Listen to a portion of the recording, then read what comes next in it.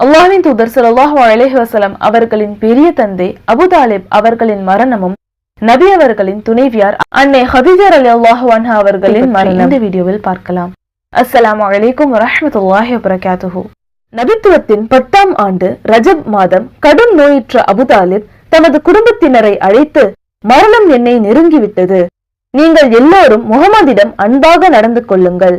அவர் நம் குடும்பத்தில் கண்ணியமிக்கவர். அவரது மார்க்கத்தை நல்லெண்ணம் கொண்ட யாரும் நிராகரிக்க மாட்டார் என கூறினார். பெரிய தந்தையே, இப்போதாவது தாங்கள் இஸ்லாத்தை ஏற்றுக்கொள்ளுங்களேன், லா இலாஹ இல்லல்லாஹ் என்ற கலிமாவை உச்சரியுங்களேன் என்று நபி அவர்கள் வேண்டினார்கள். அப்போது உடனிருந்த அபூ ஜஹல், அருமை தந்தை அப்துல் முத்தலிபின் மார்க்கத்தையா விடப்போகிறீர் என திரும்ப திரும்ப எச்சரித்து அபூ தாலிபின் மனதை கலைத்து விட்டான். குலப்பெருமை மற்றும் மரணித்த பின் குறைஷிகளின் கேலி பேச்சுக்கு ஆளாகிடுவோமா